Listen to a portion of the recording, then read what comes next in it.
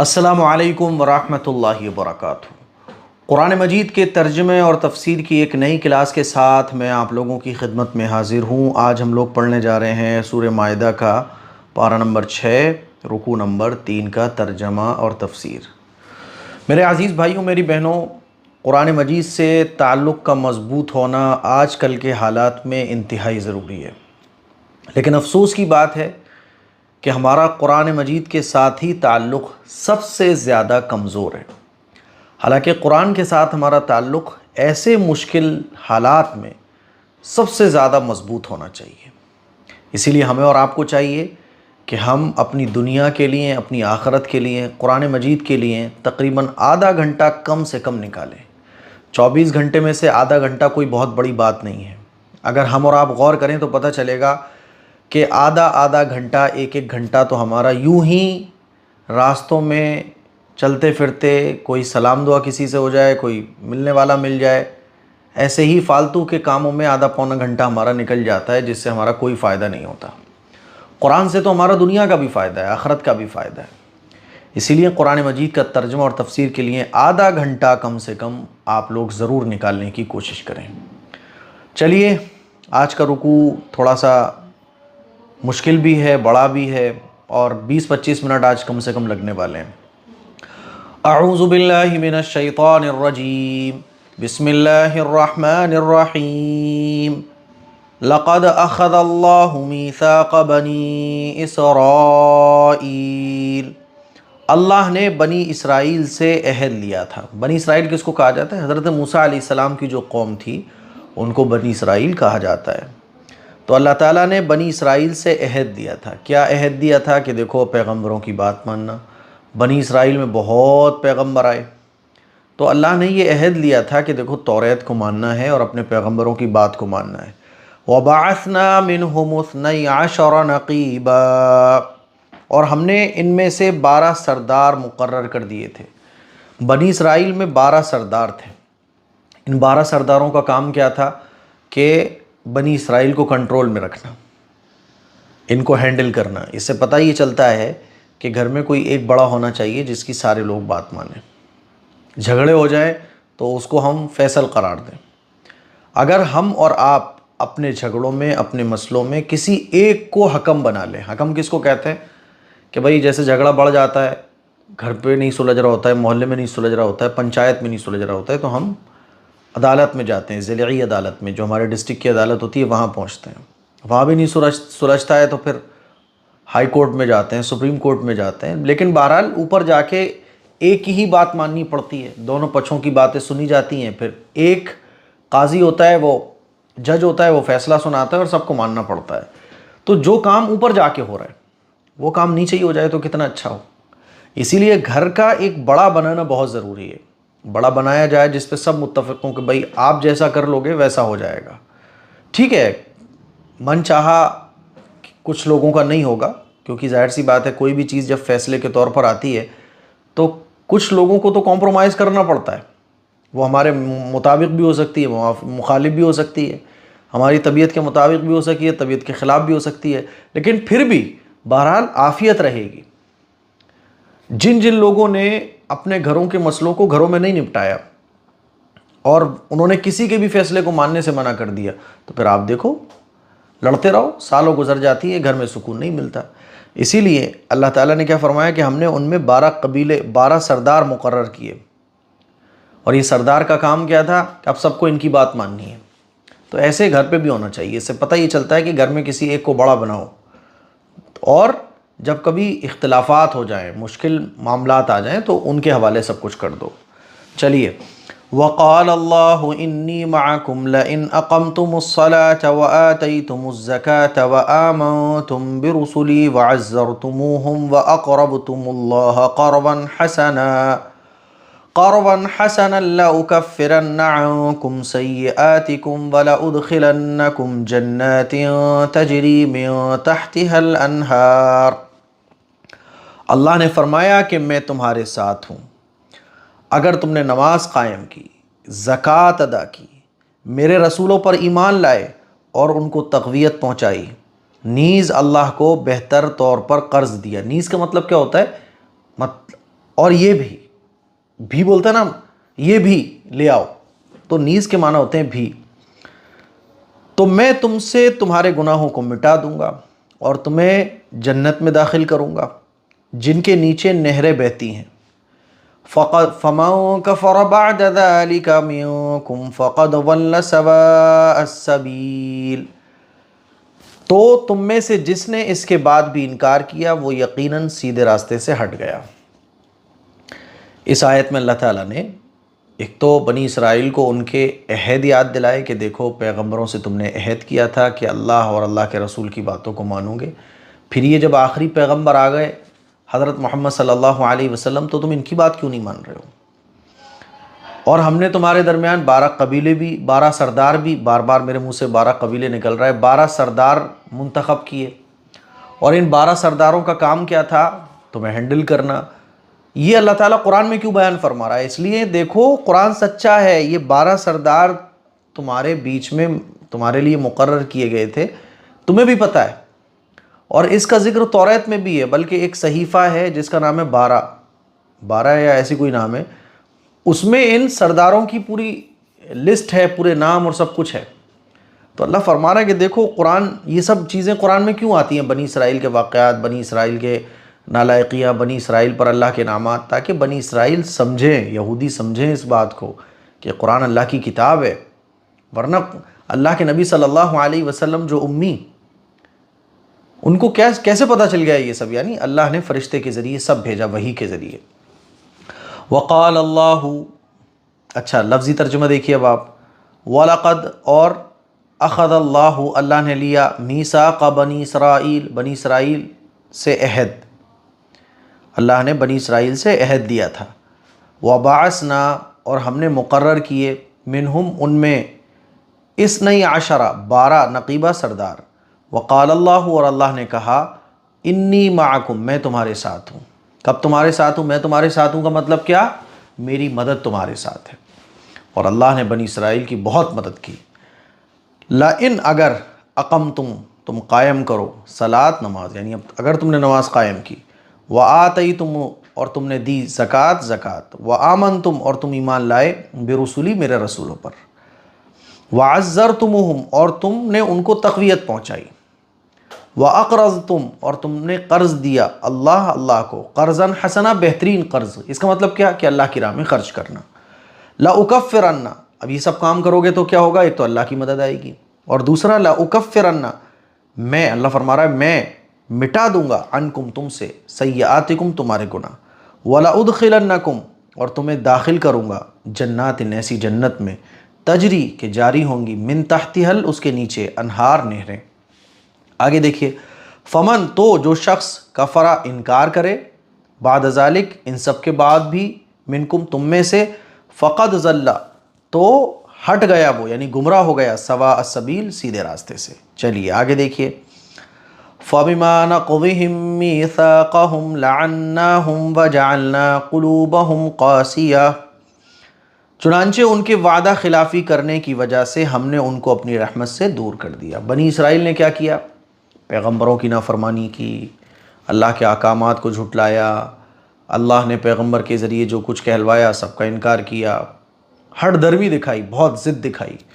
تو اللہ فرما رہا ہے ان کے وعدہ خلافی کرنے کی وجہ سے ہم نے کیا کیا؟ لعناہم، ان کو اپنی رحمت سے دور کر دیا، وجعلنا قلوبہم قاسیہ، اور ان کے دل سخت کر دیے۔ سخت ہونے کا مطلب کیا؟ اب ان کے دل حق بات قبول ہی نہیں کرتے، آنکھوں سے وہ دیکھ رہے ہوتے ہیں کہ کیا صحیح ہے اور کیا غلط ہے، وہ سب سمجھ رہے ہوتے ہیں، لیکن ان کے دل سخت ہو گئے، اب حق بات کو وہ قبول ہی نہیں کرتے۔ آگے دیکھیے، یحرفون الکلم عن مواضعہ ونسوا حظا مما ذکروا بہ، یہ بات کو اپنے موقع محل سے ہٹا دیتے ہیں، اور انہیں جو نصیحتیں کی گئی تھیں ان کا ایک بڑا حصہ بھلا بیٹھے ہیں۔ یہ کیا گڑبڑیاں کیا کرتے تھے بنی اسرائیل؟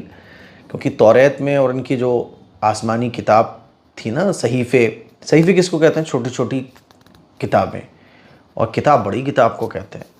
تو ان کی جو آسمانی کتاب، صحیفے ہوں چاہے وہ توریت ہوں، اس میں جو ہے نا ایسی صحیح باتیں، سچ باتیں لکھی ہوئی تھی، خاص طور پر آخری پیغمبر کے بارے میں، کہ آخری پیغمبر آئیں گے، ان کی یہ نشانیاں ہوں گی.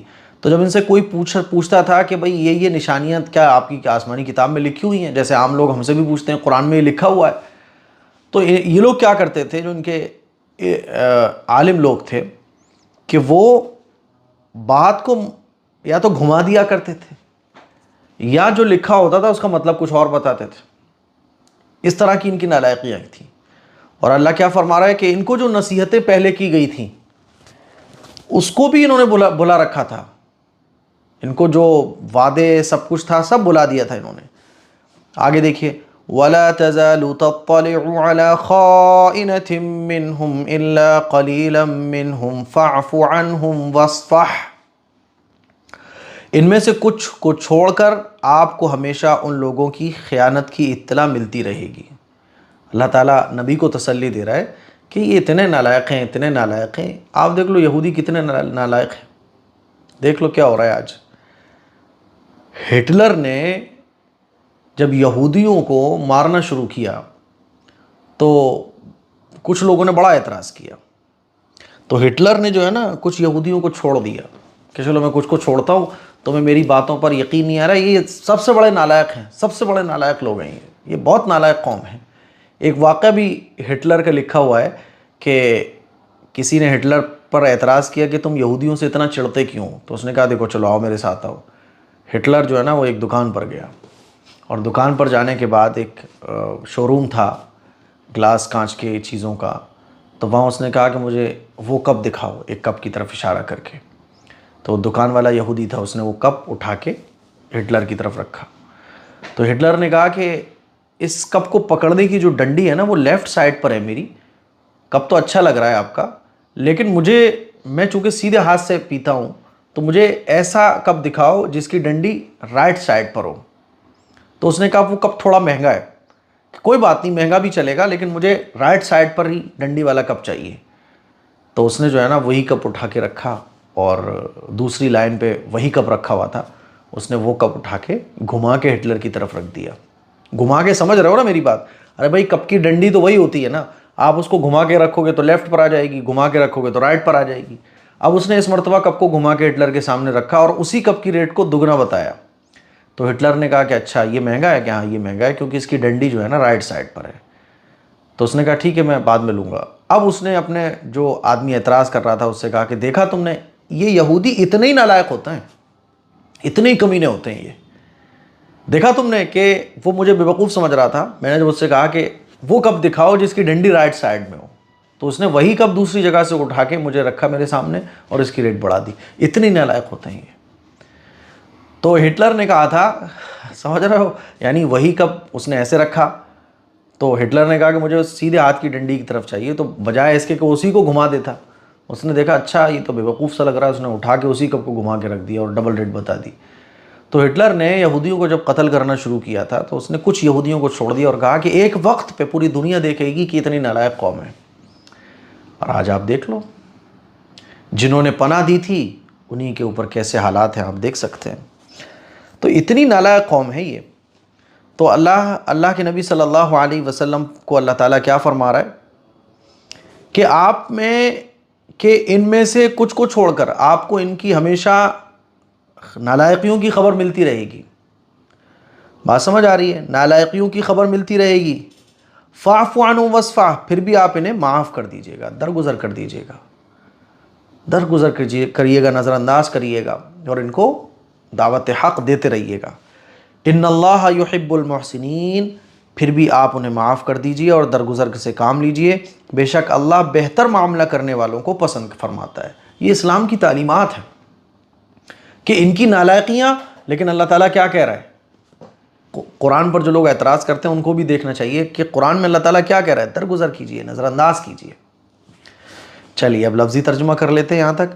فبما، اس وجہ سے، فبما نقضہم، ان کے توڑنے کی وجہ سے، میثاقہم، ان کے وعدوں کو، لعناہم، اللہ نے ان کو اپنی رحمت سے دور کر دیا، وجعلنا قلوبہم، اور ان کے دلوں کو بنا دیا قاسیہ، سخت، یحرفون الکلمہ، وہ بدل دیتے تھے باتوں کو، عن مواضعہ، اپنی جگہ سے، باتوں کو گول مول کر دیا کرتے تھے، ونسو اور بھلا دیا حزم ایک بڑا حصہ مما ان نصیحتوں میں سے ذکروا بھی جو نصیحتیں ان کو کی گئی تھیں ولا تزالو اور برابر تطلعوا آپ کو خبر ملتی رہے گی علی خائنۃ منہم ان کے خیانت کی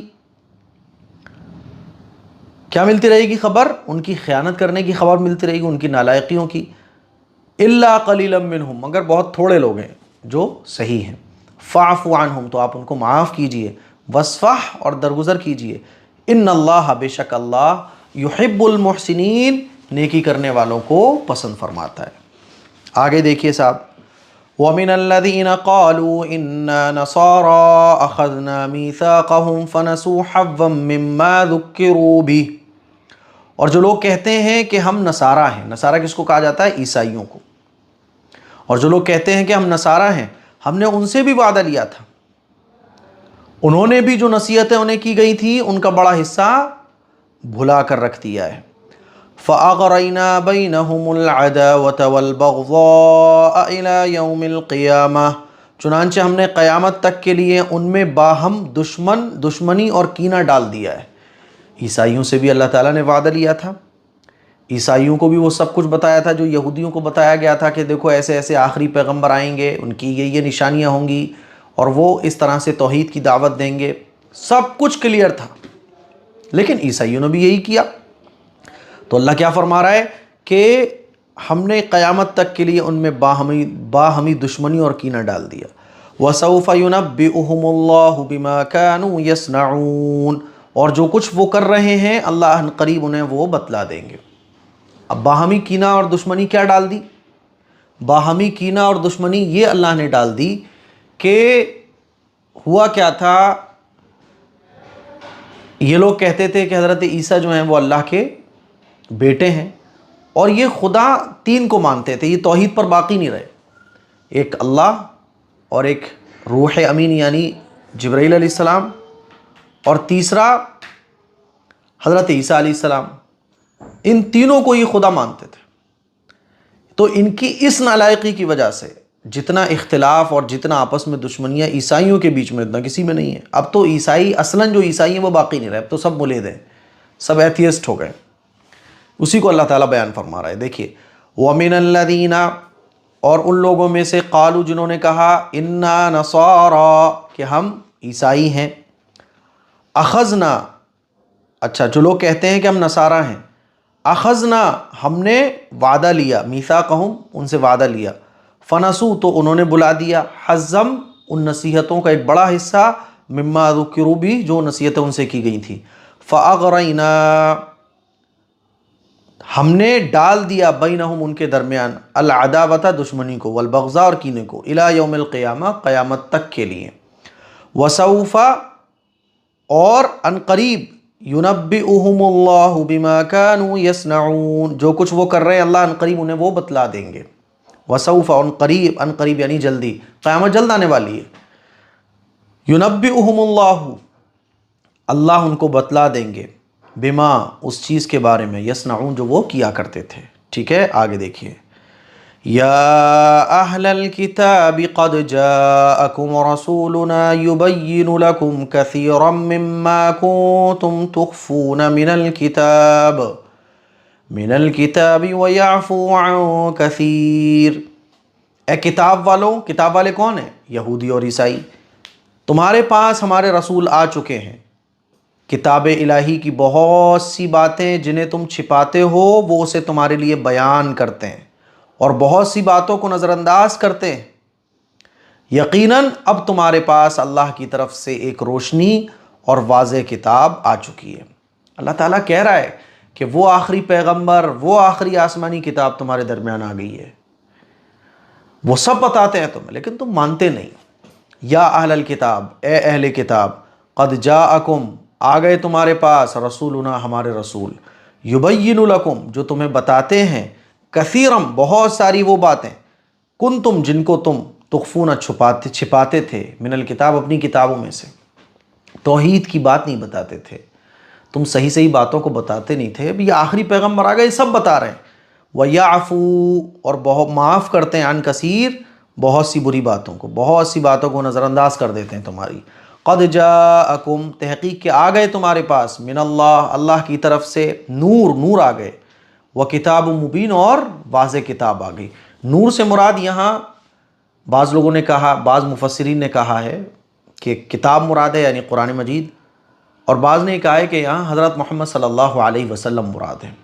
ہاں جی، تو میں کیا بتا رہا تھا؟ میں بتا رہا تھا کہ اس آیت میں جو نور سے مراد ہے وہ کون ہے؟ رسول اللہ صلی اللہ علیہ وسلم۔ چلیے، یہدی بہ اللہ من اتبع رضوانہ سبل السلام ویخرجہم من الظلمات الی النور بإذنہ ویہدیہم الی صراط مستقیم۔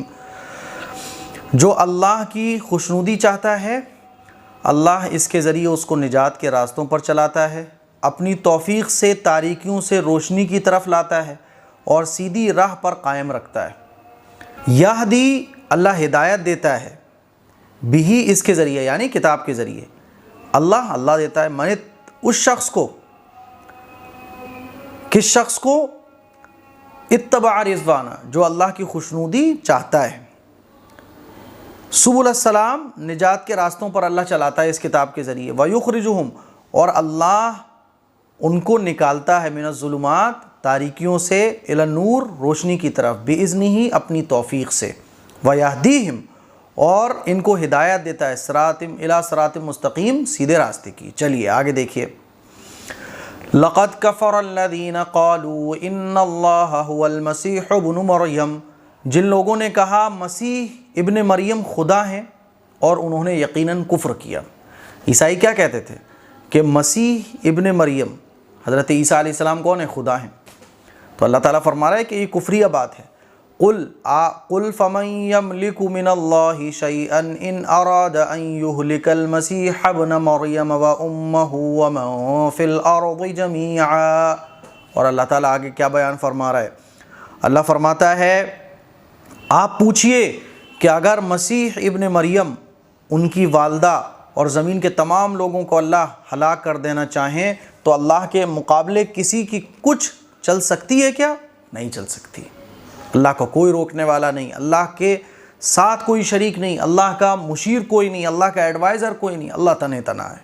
تو کیسے تم یہ کہتے ہو کہ مسیح ابن مریم جو ہے نا یہ اللہ کے بیٹے ہیں اور یہ خدائی میں شریک ہیں؟ یہ غلط کہتے ہیں۔ وَلِلَّهِ مُلْكُ السَّمَاوَاتِ وَالْأَرْضِ وَمَا بَيْنَهُمَا، آسمانوں پر، زمین پر اور ان کے درمیان جو کچھ ہے، ان سب پر اللہ ہی کی حکومت ہے۔ یخلق ما یشاء، اللہ جو چاہیں پیدا کرتے ہیں۔ واللہ علی کل شیء قدیر، اور اللہ ہر چیز پر قادر ہے۔ بات سمجھ آ رہی ہے؟ دیکھیے لفظی ترجمہ دیکھیے آپ لقد کفر، کفر کیا، الذین، جن لوگوں نے، قالوا، انہوں نے کہا، ان اللہ، بے شک اللہ، ہوا وہ، مسیح ابن مریم، مسیح ابن مریم ہے، یعنی خدا کون ہے؟ حضرت عیسیٰ علیہ السلام۔ یہ ان لوگوں نے کہا، ان لوگوں نے جو یہ بات کہی ہے تو انہوں نے کیا کیا ہے؟ انہوں نے یقیناً کفر کیا ہے۔ قل، آپ فرما دیجئے، فمن، تو کون ہے، یملکو، مالک، من اللہ، اللہ کے علاوہ، شیئن، کچھ چیز کا، کون ملکیت رکھتا ہے؟ ان ارادہ، اگر چاہے اللہ، ان یہلکل، کہ وہ ہلاک کر دے، مسیح عیسیٰ، مسیح ابن مریم کو، و امہ، اور ان کی ماں کو، ومن فی الارض، اور جو کچھ زمین میں ہے، جمیعا، سب کا سب، اگر اللہ تعالیٰ ہلاک کر دے، سب کو ختم کر دے، تو اس کے مقابلے کسی کی کچھ چل سکتی ہے؟ کون ہے اللہ کے علاوہ ان چیزوں کا مالک؟ کوئی نہیں ہے۔ تو پتہ یہ چلا کہ خدا کون ہے؟ صرف ایک ہی ہے۔ وَلِلَّهِ، اور اللہ ہی کے لیے ہے، ملک السماوات، آسمانوں کی ملکیت، والارض، اور زمین کی ملکیت، وما بینہما، اور جو کچھ اس کے درمیان میں ہے، یخلق، وہ پیدا کرتا ہے، ما یشاء، جس کو چاہتا ہے، واللہ، اور اللہ، علی کل شیء، ہر چیز پر، قدیر، قدرت رکھتا ہے۔ آگے دیکھیے، وقالت الیہود والنصارى نحن ابناء اللہ واحباؤہ، یہود و نصارہ کہتے ہیں کہ ہم اللہ کے بیٹے اور اس کے محبوب ہیں۔ یہودی اور عیسائی یہ کہتے تھے کہ ہم تو اللہ کے بہت محبوب ہیں، مقرب ہیں، ہمیں کچھ نہیں ہوگا، ہمیں تو اگر عذاب بھی ہو نا تو بہت تھوڑا سا ہوگا، اس کے بعد ہم جنت میں جائیں گے، ہم تو اللہ کے محبوب ہیں۔ قل فلم يعذبكم بذنوبكم، آپ ان سے پوچھئے کہ پھر اللہ تم کو تمہارے گناہوں کی سزا کیوں دیتے ہیں؟ اللہ کہہ رہا ہے کہ اگر تم اللہ کے محبوب تھے تو اس سے پہلے جو عذاب میں تم مبتلا ہوئے، جو سزائیں تمہیں ملی ہیں اور اللہ کی نعمتوں کی ناقدری کرنے کی وجہ سے تمہارے اوپر جو عذاب آئے وہ کیوں آئے پھر اگر تم اللہ کے محبوب تھے؟ بل انتم بشر ممن خلق، بلکہ تم بھی اللہ کی مخلوقات میں سے انسان ہی تو ہو۔ اللہ نے سب کو انسان بنایا اور سب کے لیے ایک قانون کہ اللہ کو ایک مانو اور جو پیغمبر آئیں ان کی تعلیمات پر عمل کرو۔ اللہ کے لیے سارے انسان برابر ہیں، جو اللہ کالا ہو گورا ہو کوئی بھی ہو، جو اللہ اور اللہ کے رسول کے کہنے کو مانے گا وہ کامیاب ہے۔ تو اللہ نے کیا فرمایا؟ بل انتم بشر ممن خلق، تم ایک انسانی تو ہو، یغفر لمن یشاء ویعذب من یشاء، اللہ جسے چاہتا ہے معاف کرتا ہے اور جسے چاہتا ہے عذاب دیتا ہے۔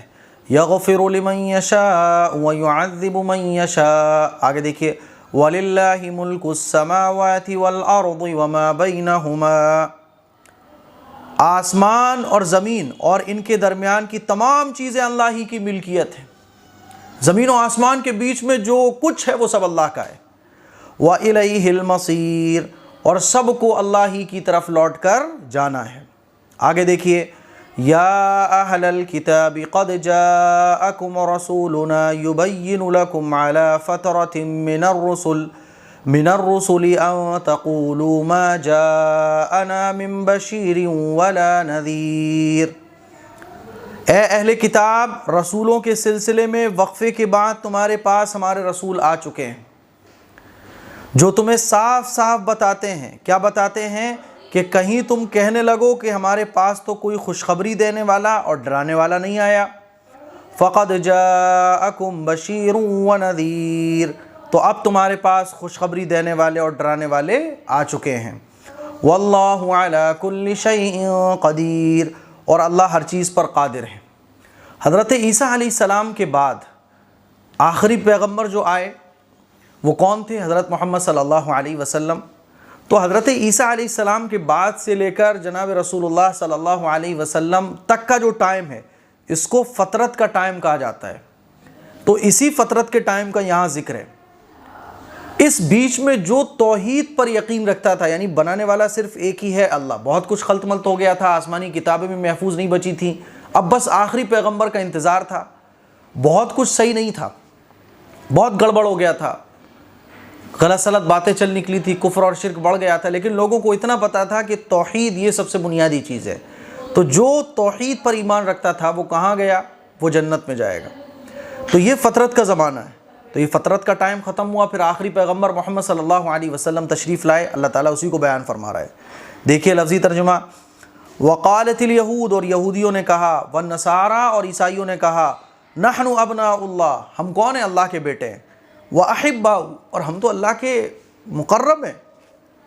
تو اللہ فرما رہا ہے قل، آپ فرما دیجئے، فَلِمَا، تو کس وجہ سے، يُعَذِّبُكُمْ، اللہ نے تمہیں عذاب دیا، بِذُنُوبِكُمْ، تمہارے گناہوں کی وجہ سے، بل انتم، بلکہ تم، بشر، انسان ہی ہو، ممن خلق، اللہ کی مخلوق میں سے، یغفر، اللہ مغفرت دیتا ہے، لمن یشاء، جس کو چاہتا ہے، ویعذب، اور اللہ عذاب دیتا ہے، لمن یشاء، جس کو چاہتا ہے، وللہ، اور اللہ ہی کے لیے ہیں، ملک السماوات والارض، زمین و آسمان کی بادشاہت، وما بینہما، اور جو کچھ اس کے بیچ میں ہے، وإلیہ المصیر، اور اللہ ہی کی طرف ہمیں لوٹ کر جانا ہے۔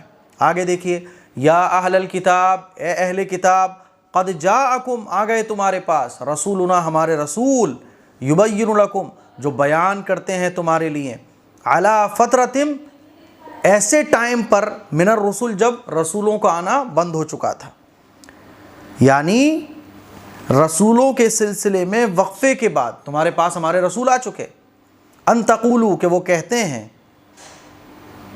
ہے نا، جو تمہیں صاف صاف بتاتے ہیں، ان تقولوا، کہیں تم یہ نہ کہنے لگو، ما جاءنا، کہ نہیں آئے ہمارے پاس، من بشیر، نہ کوئی خوشخبری دینے والے نہ کوئی ڈرانے والے۔ تو اللہ تعالیٰ نے آخری پیغمبر کو بھیج دیا، فقد جاءکم، تو آ گئے تمہارے پاس، بشیر، ڈرانے خوشخبری سنانے والے، ونذیر، اور ڈرانے والے، واللہ، اور اللہ، علی کلی، ہر چیز پر، قدیر، قادر ہے۔ تو یہ آج کا ہمارا رکوع تھا، بہت قیمتی باتیں اس رکوع کے اندر ہمیں جاننے کو ملی۔ اور یہ بھی جاننے کو ملا کہ یہودیوں پر، عیسائیوں پر اللہ تعالیٰ نے کتنے انعامات کی اور ان کی نالائقیاں کیا تھیں، کس طرح سے یہ کتابوں کو تبدیل کر دیا کرتے تھے، اور پھر آخری پیغمبر جن کا انتظار تھا اللہ تعالیٰ نے ان کو بھی بھیج دیا تو ان کی بھی نافرمانیاں کرنے لگے۔ تو اس رکوع میں بہت ساری قیمتی باتیں ہمیں جاننے کو ملی۔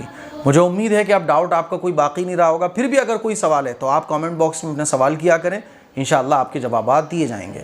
دعاؤں کی گزارش ہے، اس کلپ کو شیئر کریں، دوسروں تک پہنچائیں۔ السلام علیکم ورحمۃ اللہ وبرکاتہ۔